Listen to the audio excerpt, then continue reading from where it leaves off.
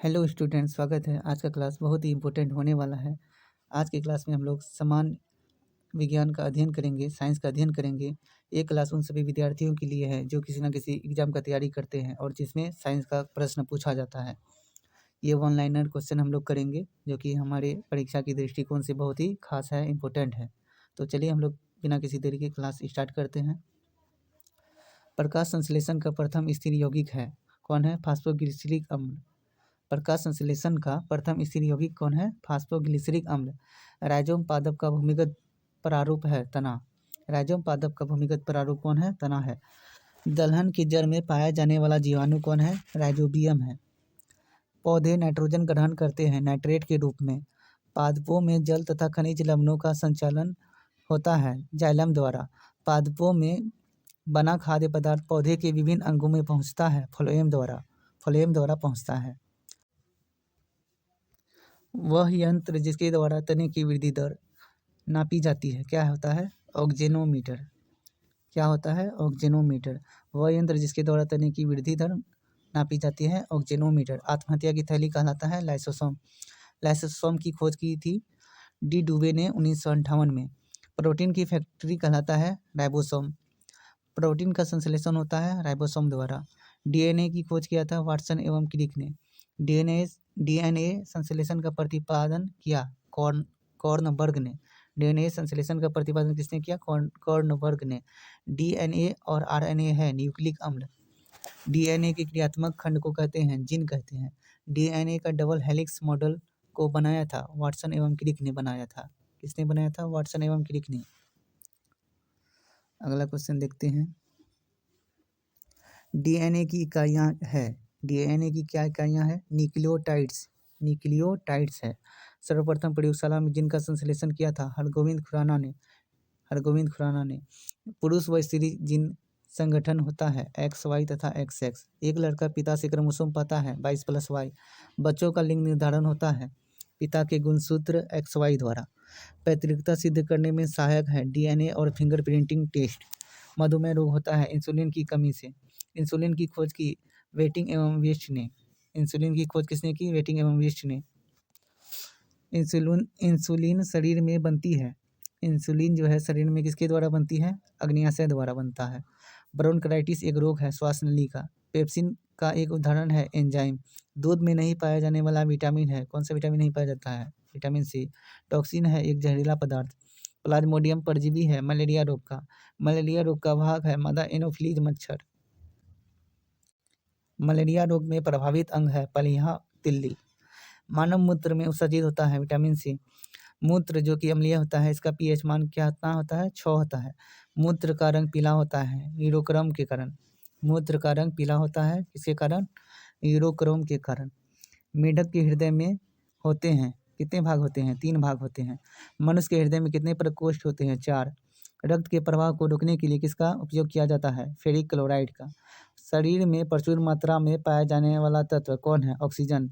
Oxygen ज़्यादा पाया जाता है। मनुष्य के शरीर में जल होता है 65 से 80%।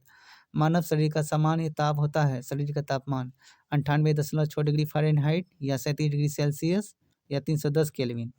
अलग अलग यूनिट में दिया है फ़ारेनहाइट में, सेल्सियस में और केल्विन में। तो चलिए दोस्तों अगला क्वेश्चन देखते हैं। पीडीएफ के लिए दोस्तों आप लोग कमेंट कीजिएगा, पीडीएफ मिल जाएगा, कोई चार्ज नहीं लगेगा, फ्री में। मनुष्यों में मेरुदंड से कितनी जोड़ी तंत्रिका निकलती है? मनुष्यों में मेरुदंड से कितनी जोड़ी तंत्रिका निकलती है? 31 जोड़ी। गुणसूत्र क्रोमोसोम की खोज वाल्डेयर ने की। गुणसूत्रों का निर्माण होता है क्रोमेटिन नामक पदार्थ से। मनुष्य में क्रोमोसोम की संख्या कितनी है? 46 है। कितना हुआ? 23 जोड़ी। जीवन की सबसे छोटी रचनात्मक एवं कार्यात्मक इकाई है कोशिका। सबसे छोटी जीवित कोशिका है माइकोप्लाज्मा। शरीर की सबसे लंबी कोशिका क्या है? तंत्रिका तंत्र। तंत्रिका तंत्र की रचनात्मक तथा क्रियात्मक इकाई है न्यूरॉन। क्या है? न्यूरॉन होता है। ठीक है, अगला क्वेश्चन देखेंगे। कोशिका शब्द का निर्माण किसने किया? रॉबर्ट हुक ने किया। कोशिका का आनुवांशिक पदार्थ है डीएनए। कोशिका का अध्ययन क्या कहलाता है? साइटोलॉजी। कोशिका का अध्ययन क्या कहलाता है? साइटोलॉजी।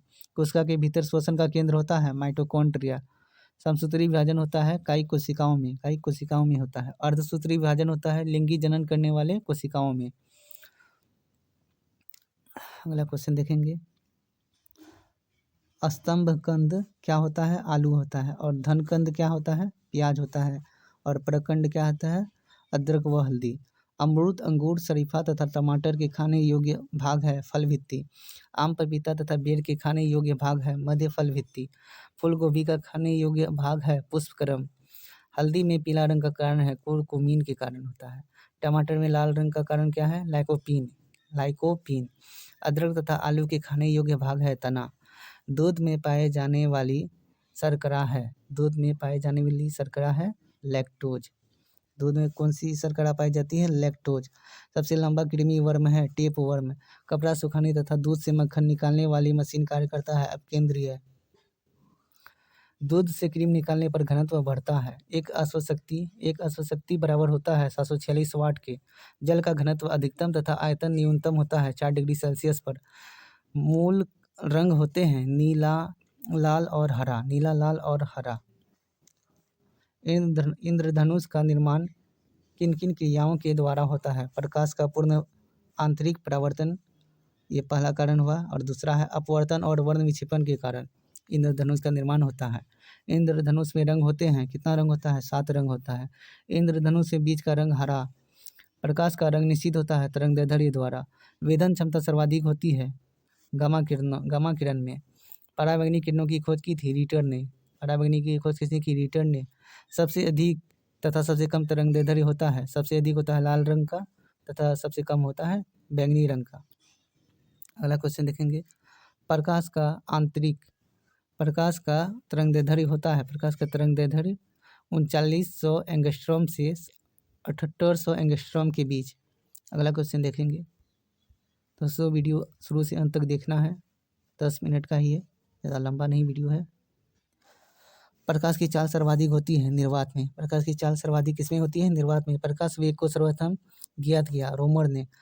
निर्वात में प्रकाश की चाल कितनी होती है? 3 × 10⁸ मीटर पर सेकेंड। अंतरिक्ष यात्री को आकाश काला दिखाई देता है सूर्य परिकिरण के कारण। समुद्र का जल नीला दिखाई देता है प्रकाश के परिकिरण के कारण। तारे टिमटिमाते हैं प्रकाश अपवर्तन के कारण। तारे टिमटिमाते हैं किस कारण से? प्रकाश अपवर्तन के कारण से। रेटिना पर बना प्रतिबिंब होता है वास्तविक, उल्टा तथा वस्तु से छोटा। वास्तविक, उल्टा तथा वस्तु से छोटा, यह है रेटिना पर बना प्रतिबिंब। अगला क्वेश्चन देखेंगे, समतल दर्पण में बना प्रतिबिंब होता है, किस तरह का प्रतिबिंब बनता है समतल दर्पण में? काल्पनिक वस्तु के बराबर तथा सीधा। काल्पनिक वस्तु के बराबर तथा सीधा। प्रकाश का सबसे अच्छा परावर्तक किसे माना जाता है? समतल दर्पण को। 2 समांतर दर्पण के बीच रखी वस्तु का प्रतिबिंब होता है अनंत पर होता है। हवा का बुलबुला जल में व्यवहार करता है। जल में किस तरह से व्यवहार करता है? अवतल लेंस की भांति व्यवहार करता है। विद्युत फ्यूज मिश्रण है तांबा टीन तथा सीसा का। हीटर का तार बना होता है नाइक्रोम का। हीटर का तार बना होता है किस चीज़ का? नाइक्रोम का। बल्ब का फिलामेंट बना होता है टंगस्टन का बना होता है। अगला क्वेश्चन देखेंगे, विद्युत बल्ब में भरा जाने वाला गैस कौन सा गैस है?